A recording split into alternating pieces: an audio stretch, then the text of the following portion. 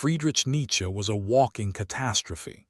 Blind, sick, abandoned by everyone he loved, rejected by the academic world and ridiculed by his contemporaries. And yet, from that wreckage, he forged a philosophy so powerful that it still shakes the foundations of Western thought. He built a mind so strong that it terrified an entire civilization. This isn't about positive thinking. This isn't about motivation. This is about becoming something so mentally unshakable that the world doesn't know what to do with you. Mental Fortress Unbreakable. What you're about to discover are the exact principles Nietzsche used to transform suffering into strength, rejection into power, and chaos into creation. These ideas aren't comfortable. They're not meant to be. But if you have the courage to apply them, you'll never be the same person again. Embrace your chaos. Nietzsche wrote something that most people completely misunderstand. He said, "One must still have chaos in oneself to give birth to a dancing star." Most people spend their entire lives running from their inner chaos. The anxiety, the contradictions, the darkness that whispers at 3 in the morning. But here's what Nietzsche understood that almost nobody else does. That chaos isn't your weakness. It's your raw material. Think about it. Every great creation in history came from someone who refused to silence their inner turmoil. Beethoven composed his greatest symphonies while going deaf, raging against the universe. Van Gogh painted starry nights, while his mind fractured into 1,000 pieces. Chaos creates greatness. The people with perfectly organized minds, with no internal conflict, with everything figured out, they create nothing. They consume. They follow. They die having never truly lived. Your chaos is not a problem to be solved. It's a fire to be channeled. But this leads us to something even more disturbing about what Nietzsche discovered about suffering itself. Suffering as fuel. Nietzsche spent most of his adult life in agony. Migraines so severe he would vomit for days. Eyesight so damaged he could barely read his own writing. And from that crucible of pain, he extracted a truth that changes everything. What does not kill me makes me stronger. But people get this wrong. Nietzsche wasn't saying suffering automatically makes you stronger. That's naive. Suffering destroys most people. What he meant was this: suffering is raw material. What you do with it determines whether it breaks you or builds you. Every painful experience contains a hidden lesson. Every rejection reveals a weakness you can now strengthen. Every failure shows you exactly where your limits are so you can push past them. The strong mind doesn't avoid pain. It mines pain for power. It asks, what is this teaching me? What can I extract from this that makes me more formidable? If Nietzsche's ideas are starting to shift something inside you, hit like and subscribe to unlock more philosophy that transforms. Because what comes next might be the most dangerous idea of all. Kill your masters. When Nietzsche declared that God was dead, people thought he was attacking religion. They missed the point entirely. What he was really saying is this: liberation. For thousands of years, humans outsourced their values. They let priests, kings, philosophers, and society tell them what was good, what was evil, what they should want, who they should become. Nietzsche said, enough. A strong mind doesn't inherit its values, it creates them. It doesn't ask permission to exist. It doesn't beg for approval from authority figures, from tradition, from the crowd. The truly powerful mind becomes its own God. This doesn't mean you become arrogant or lawless. It means you take radical responsibility for what you believe and why you believe it. You examine every idea you've been given and ask, is this truly mine? Or am I just a puppet dancing to strings I never chose? Most people live and die as echoes of other people's thoughts. Nietzsche demands that you become an original voice. But here's the question that terrified even Nietzsche himself. The abyss stares back. Nietzsche gave us one of the most haunting warnings in philosophy. He who fights with monsters should look to it that he himself does not become a monster. And if you gaze long into an abyss, the abyss also gazes into you. Building a powerful mind requires confronting darkness. Your darkness, the world's darkness, the uncomfortable truths that most people refuse to acknowledge. But there's a price. Darkness changes you. When you stare at the ugly realities of human nature, at your own capacity for cruelty, at the meaninglessness that lurks beneath comfortable illusions, You don't come back unchanged. This is why weak minds avoid hard truths, not because they can't handle them in the moment, but because they sense that knowing will transform them in ways they can't predict. The strong mind accepts this bargain. It says, I would rather be transformed by truth than comforted by lies. I would rather see clearly and suffer than remain blind in content. But knowing this, how do you avoid being destroyed by what you discover? Amor fati. This is Nietzsche's most transformative idea, two Latin words that can reprogram your entire psychology. Amor fati, love of fate, not merely to bear what is necessary, but to love it. Most people live in constant war with reality. They resent what happened to them.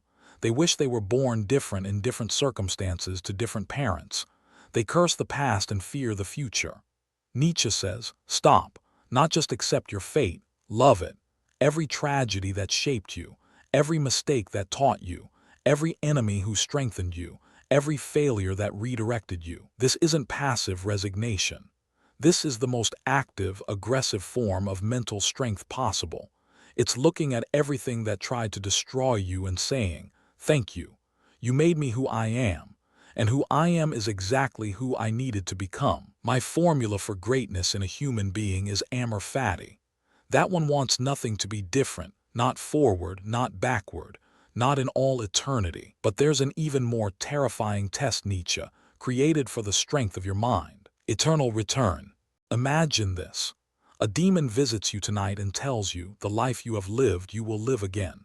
Infinitely, every moment of joy, every moment of agony, every decision, every regret, every breath, repeated forever without a single change. Would you scream in horror or rejoice? This is Nietzsche's thought experiment called the eternal return.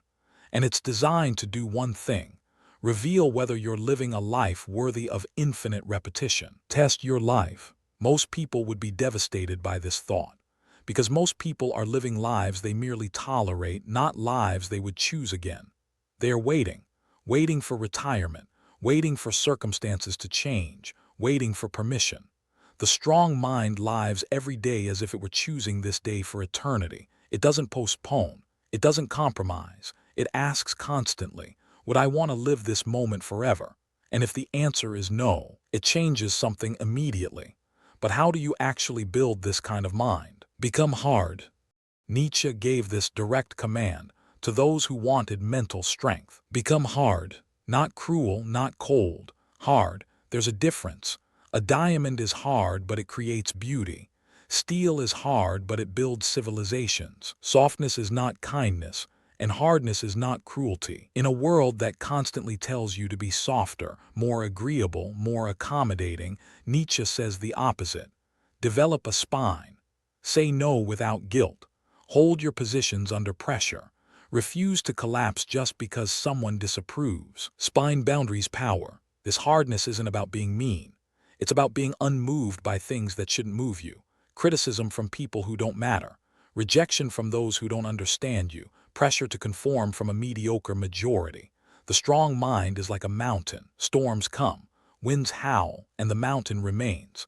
Not because it doesn't feel the storm, but because its roots go deeper than any weather. And speaking of this, there's one final truth that ties everything together. Create your values. Here's what most people never understand about Nietzsche. He wasn't telling you to destroy values. He was demanding that you create them. Creation. After you've killed your masters, after you've embraced your chaos, after you've loved your fate, after you've become hard, what's left? The terrifying freedom of the blank canvas. Most people can't handle this freedom. They immediately run back to some external authority to tell them what to think, what to value, what to become. But the Übermensch, Nietzsche's ideal of the higher human, takes on the ultimate responsibility to create new values and live by them completely. This doesn't mean inventing arbitrary rules. It means discovering through suffering, through experience, through deep examination, what truly matters to you. Not what you were told matters, not what society rewards. What actually makes your soul expand. The sculptor doesn't find the statue in the marble by accident. He removes everything that isn't the statue. Your values work the same way, But what does this actually look like in practice? Solitude as power. Nietzsche spent most of his life alone, wandering the Swiss Alps, rioting in rented rooms, abandoned by friends who couldn't handle his ideas. And from that solitude came his greatest power. The individual has always had to struggle to keep from being overwhelmed by the tribe. The masses will always pull you toward average, toward comfortable, toward mediocre. Alone but free. Every moment you spend seeking approval, you weaken your own voice. Every time you change your truth to fit in, you betray your potential. The strong mind cultivates solitude like a garden, not loneliness, which is a wound. Solitude, which is a temple. In solitude, you hear your own thoughts without interference. You discover what you actually believe versus what you've been conditioned to believe. You become acquainted with the only person you'll spend your entire life with, yourself. Most people are terrified of being alone with their own minds. They fill every silence with noise, every emptiness with distraction. They never meet themselves. The strong mind makes solitude its forge. But there's one final piece that completes this transformation. Dance in chains. Nietzsche's final secret might be his most beautiful, and those who were seen dancing were thought to be insane by those who could not hear the music. You will never escape constraints. There will always be limitations, always suffering, always obstacles, always people who don't understand. The weak mind rails against these chains, wasting energy fighting what cannot be changed. The strong mind does something unimaginable. It learns to dance while wearing its chains. This is the ultimate demonstration of mental power. Not freedom from limitations, but freedom within them. Finding joy not despite your circumstances, but through them. Nietzsche, blind and sick, wrote some of the most life-affirming philosophy ever created. From a body falling apart, he preached the power of the body. From isolation, he taught the joy of solitude. From suffering, he declared, "Say yes to life despite everything." That is a mind so strong it terrifies people, because it cannot be broken. It cannot be beaten. It turns everything, absolutely everything, into fuel for its fire. Nietzsche ended his productive life in madness. Some say his philosophy drove him insane. Others say his disease was always coming. But here's what matters. Before that darkness took him, he built something eternal.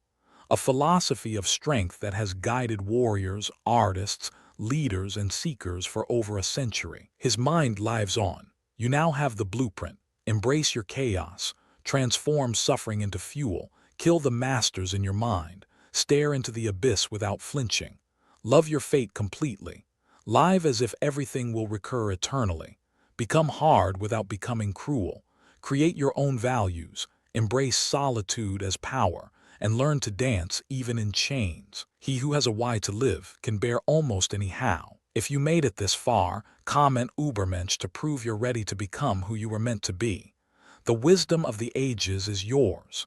Use it well. If this unlocked something in you, subscribe for more.